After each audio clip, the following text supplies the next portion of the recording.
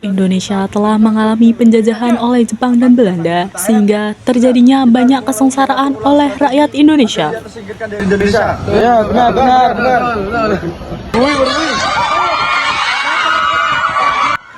Desakan sekutu membuat Jepang mengalami kekalahan pada 14 Agustus tahun 1945, sehingga terdapat peristiwa di rumah Insinyur Soekarno di Jakarta pada tanggal 15 Agustus tahun 1945 pada malam hari. Rakyat sudah tidak sadar, Jepang sudah menyerah, proklamasi harus segera dilakukan. Tenang, kita tidak gegabah. Kita tunggu keputusan dari PPKI. Bung Karno, PKI itu buatan Jepang. Kalau kita menunggu, rakyat pasti mengira kita tunduk kepada Jepang. Tapi kita harus tidak dengan hati-hati, jangan sampai menimbulkan kekacauan. Kalau begitu, maaf Bu, kami terpaksa membawa Bung untuk sementara waktu. Betul, mari kita asingkan.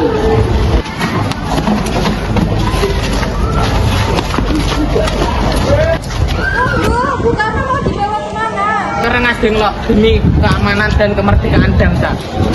Adegan yang kedua yaitu Rengas Dengklok yang terjadi pada tanggal 16 Agustus tahun 1945. Kalian pikir saya penakut?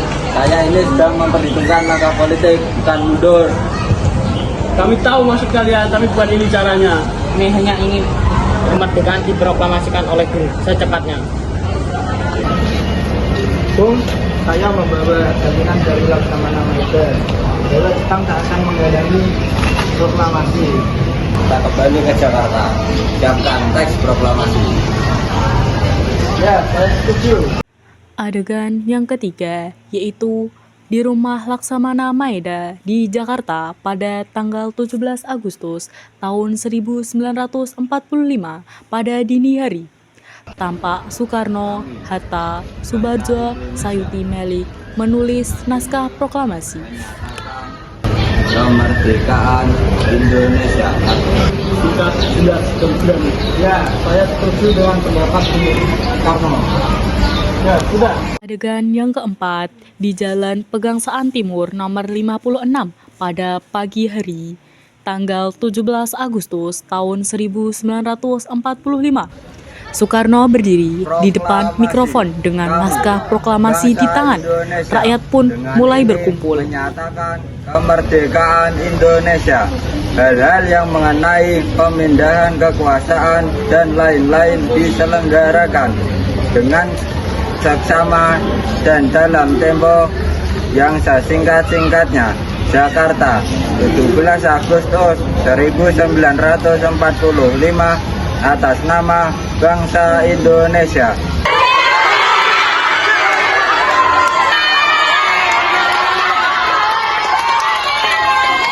Peristiwa Rengas Dengklok menjadi titik balik dalam sejarah bangsa Indonesia. Tekanan dari para pemuda, diplomasi para tokoh tua, dan semangat rakyat bersatu dalam satu tujuan.